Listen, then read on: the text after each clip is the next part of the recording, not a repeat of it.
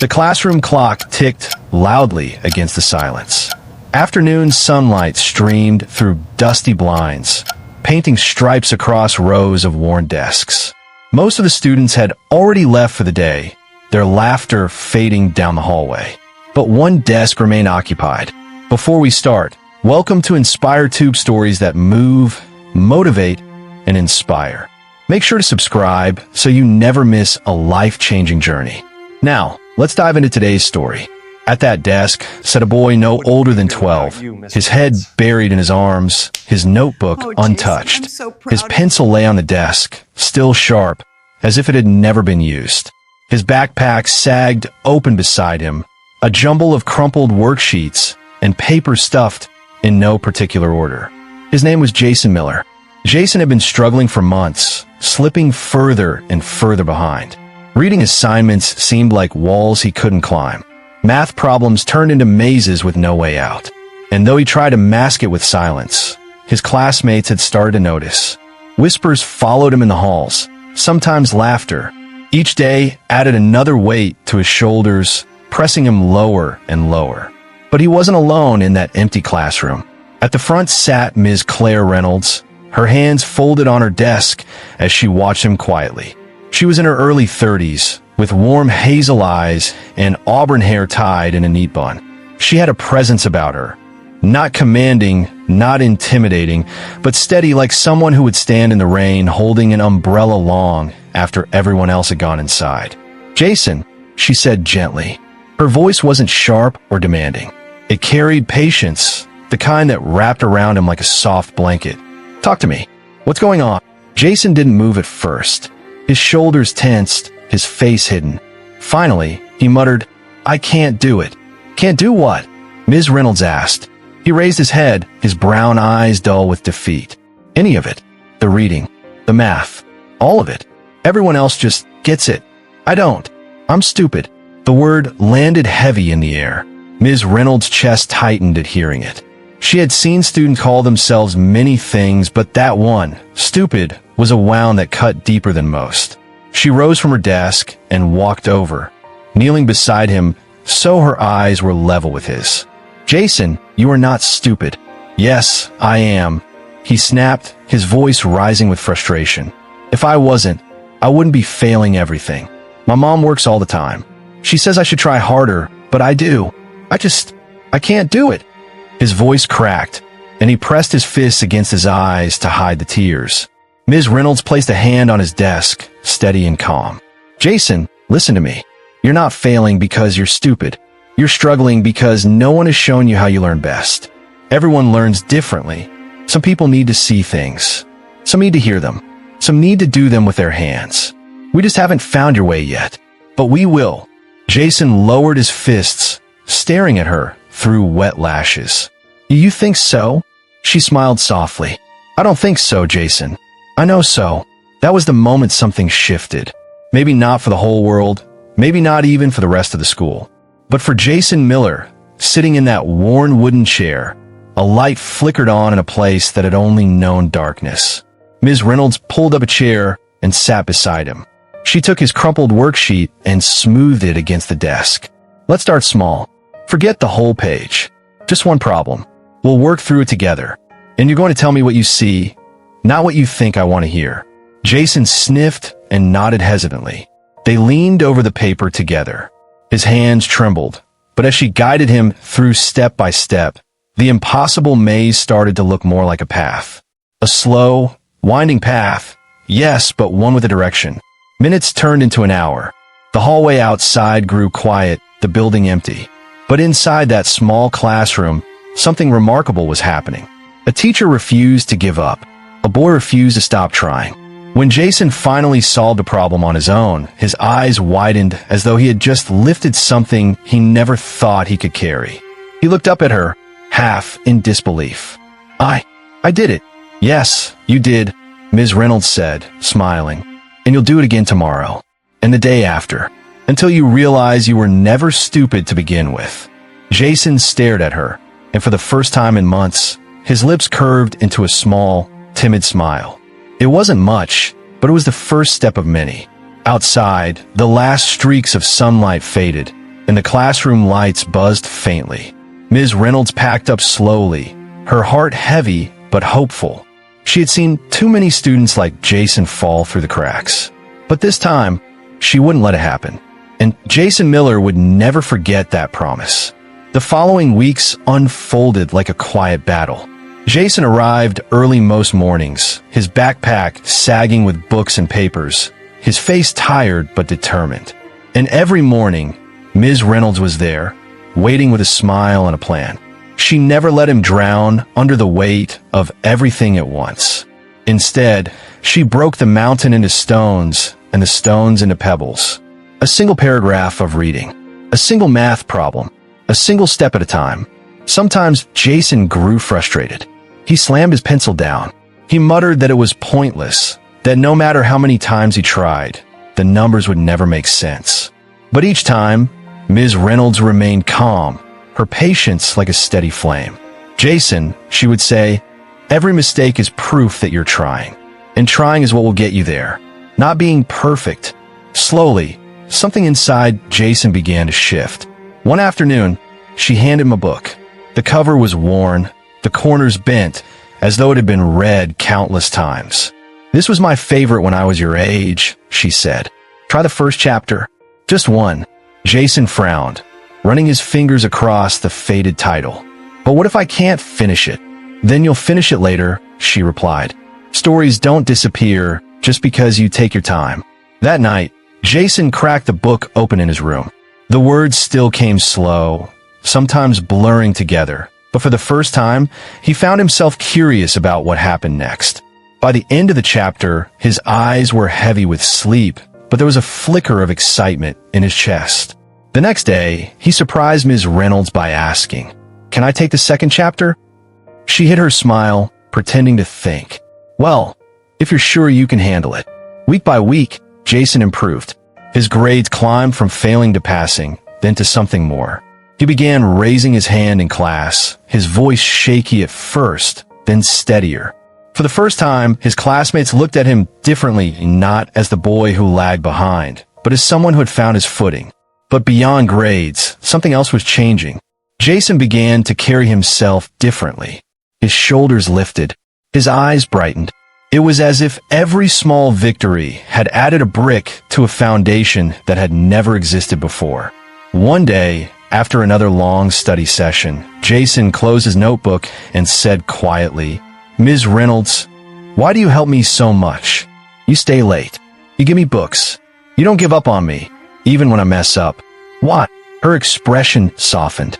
She leaned back in her chair, considering her words. "Because someone once did the same for me. When I was young, I struggled too. And there was a teacher who refused to let me believe I wasn't good enough. He saw something in me before I ever saw it myself. And now, I get to do the same for you." Jason blinked, stunned. He had never imagined Ms. Reynolds could have once felt the way he did, lost, defeated, small. Somehow, that made her belief in him feel even more real. From that day on, Jason worked harder than ever. It wasn't just about grades anymore. It was about proving that her faith wasn't wasted. And as the years passed, he never forgot the lessons she gave him. Not just about reading or math, but about resilience, about trying again when it hurt, about believing in yourself when no one else did. By the time Jason left middle school, his transformation was undeniable. He wasn't perfect, but he was determined. And that determination carried him forward into high school, into new challenges, into dreams he had once thought were too far away. For Ms. Reynolds, he became another student moving on, another soul she had tried to guide. But for Jason, she became more than a teacher. She was a turning point. And though life would scatter them in different directions, the impact of her kindness would not fade. It would grow quietly, like a seed buried deep in the earth, waiting for its time to bloom. Years slipped by like pages turning a book. The dusty classroom, with its creaking chairs and buzzing lights, became a memory Jason carried in the back of his mind. High school brought new challenges, new faces, and a heavier workload. College, too, would test him in ways he once thought impossible. But through every late-night study session, every exam that left his hands shaking, Every setback that threatened to pull him under, Jason heard Ms. Reynolds' voice echoing. Every mistake is proof that you're trying. He clung to that mantra when things got hard. And they got hard often. By his sophomore year in college, Jason was working 2 jobs stacking shelves at a grocery store in the mornings, delivering food at night just to keep the tuition paid. He often fell asleep on textbooks, the words blurring into nonsense, but he forced himself awake, determined to keep going. He thought of Ms. Reynolds every time he considered giving up. He pictured her leaning across his desk, telling him she believed in him when he didn't believe in himself. And that memory kept him moving. Somewhere along the way, Jason found his calling. It wasn't math or science, though he had grown stronger in both. It wasn't literature, though the boy who once hated books now devoured them. It was something deeper, the desire to help others the way he had once been helped. By his final year, Jason had made his decision. He would become a teacher. It wasn't glamorous.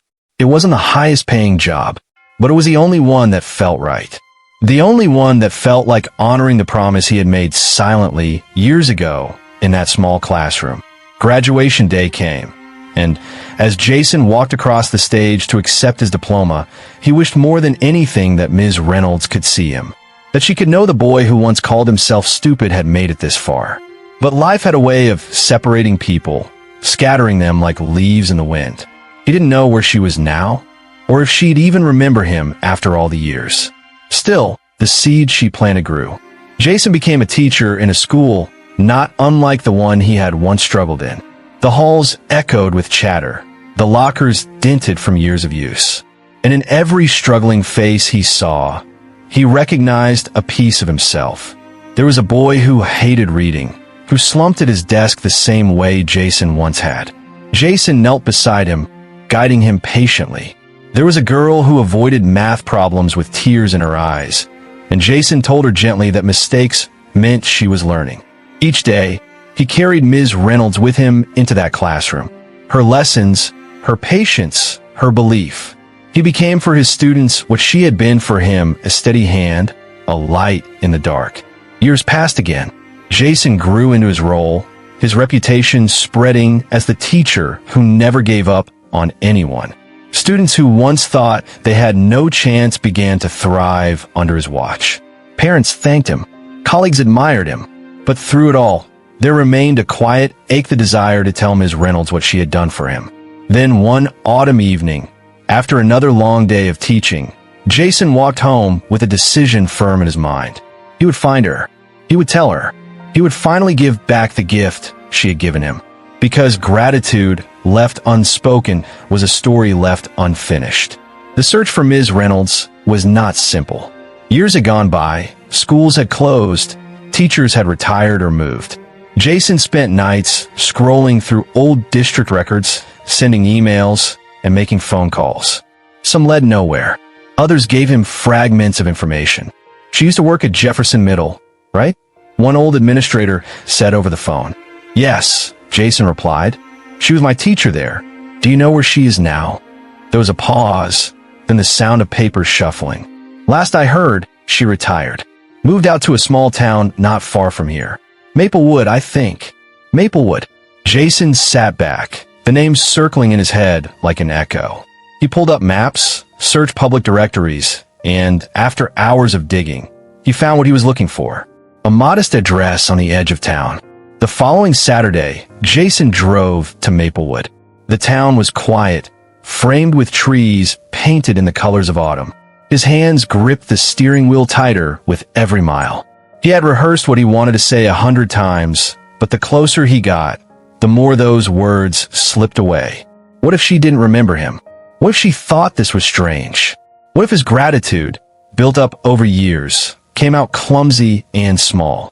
Still, he kept driving. Finally, he pulled up to a simple white house with a small porch. The yard was tidy, the garden lined with late blooming flowers. Jason sat there for a long moment, staring at the door, his heart hammering like it had all those years ago when he had faced a test he wasn't ready for. At last, he stepped out of the car.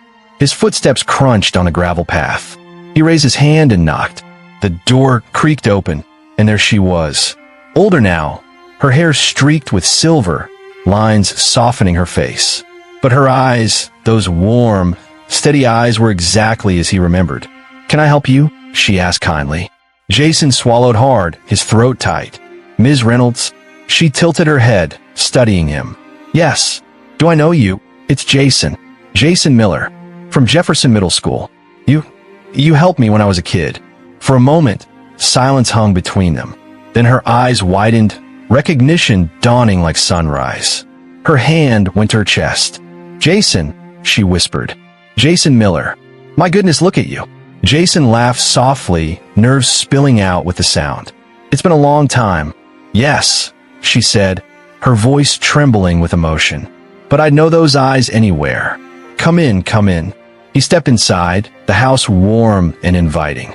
Pictures lined the walls, family, old students, memories from a lifetime of teaching. Jason looked around, feeling as though he had stepped into the pages of a story unfinished. They sat at her kitchen table, the scent of tea filling the air. For a while, they caught up, where life had taken him, how retirement had been for her. But all the while, Jason's heart pounded with the weight of what he had come to say. At last, he took a breath. "Ms. Reynolds, there's something I've wanted to tell you for years. Something I need you to know." She looked at him, her hands folded gently around her cup. "Go on." Jason's voice shook, but he pressed on. "You saved me. Back then, when I thought I was stupid, when I thought I'd never amount to anything, you were the one person who didn't give up on me. You made me believe I was capable. You gave me books, time, patience, hope. And that changed everything. It changed my life." Her eyes shimmered. "Oh, Jason. And because of you," he continued, "I became a teacher. I wanted to do for others what you did for me. And I've spent every day since trying to pass on the gift you gave me." Tears slipped down her cheeks, but her smile glowed with pride. "You have no idea what that means to me. To know I made a difference." Jason reached into his bag and pulled out a small wrap box. He set it on the table and slid it toward her. "This is for you," he said softly. She unwrapped it carefully, revealing a framed photograph. It was Jason, standing with his first group of students on the last day of his first year teaching. The children grinned, holding up handmade thank you cards. Across the bottom, engraved on the frame, were the words, "For Ms. Reynolds, the teacher who started it all." Her hand covered her mouth. Her shoulders shook. Jason leaned forward, his voice breaking. "You may not have realized it then, but you changed the course of my life. And through me, you've touched countless others. Every student I've helped, it's because of you." Ms. Reynolds wiped her eyes, her voice barely above a whisper. "Jason, you don't know how much I needed to hear that. All these years, I've wondered if I did enough. If the late nights, the sacrifices, the patience, if it truly mattered. And now, sitting here with you, I have my answer." For a long time, they sat in silence, two lives bound by a thread of kindness that had stretched across decades. And in that quiet Maplewood kitchen, Jason's gratitude finally found its home. The evening stretched on, filled with laughter, stories, and memories. Jason told Ms. Reynolds about his students, about the boy who had once thrown his math book across the room, but who now solved problems with pride, about the girl who had been too shy to read aloud until she stood in front of the class and recited an entire poem with tears in her eyes. Each story made Ms. Reynolds' smile grow wider, her heart swelling with a joy only a teacher could know. "You've become the teacher you were meant to be," she said softly. "And I couldn't be prouder." Jason leaned back, taking in the moment, his chest warm with a peace he hadn't felt in years. "I owe it to you. You showed me what it means to believe in someone, even when they can't believe in themselves." For a while, they sat in silence, just two people sharing a quiet bond that words could barely touch. Outside, the evening light faded into twilight, the first stars beginning to twinkle above the little town of Maplewood. Before Jason left, Ms. Reynolds stood and walked to a shelf near the window. She picked up a worn notebook, its cover frayed with age, its pages filled with years of lesson plans and notes. She placed it in Jason's hands. "This was mine," she said. "I used it through most of my career. Ideas, stories, reminders for myself on how to reach the students who struggled. I want you to have it now." Jason opened the notebook, his eyes scanning the first page. Written in her careful handwriting were the words, "Every child is capable of greatness if only someone believes in them." His throat tightened. "I'll carry this with me, and I'll keep your lessons alive." Ms. Reynolds touched his arm gently. "Promise me you'll never stop. Promise me you'll always remember what it feels like to be that struggling child. That's how you'll keep making the difference." "I promise," Jason said, his voice steady. They hugged at the doorway, the kind of embrace that carries years of unspoken gratitude. When Jason stepped back into the cool night air, he felt lighter, as though a burden he had carried for years had finally been lifted. As he drove away, the lights of Ms. Reynolds' home fading into the distance, Jason thought about how life often comes full circle. A boy once lost in the shadows had found his way, not only because of his own perseverance, but because someone had believed in him when it mattered most. And now, he carried that belief forward, planting seeds of hope in the lives of his own students. Years later, Jason's name would be spoken in classrooms, not just by his students, but by their parents, their siblings, and even other teachers. And somewhere in Maplewood, Ms. Reynolds would smile, knowing her legacy lived on not in awards or plaques, but in the hearts of every child touched by the teacher she once saved. Because sometimes, the greatest lessons aren't written in textbooks. They are written in the lives we change, the hope we spark, and the kindness we leave behind. And for Jason and Ms. Reynolds, that truth would bind them forever. If this story moved you, don't forget to like, share, and subscribe to InspireTube, where powerful stories come alive to inspire your journey.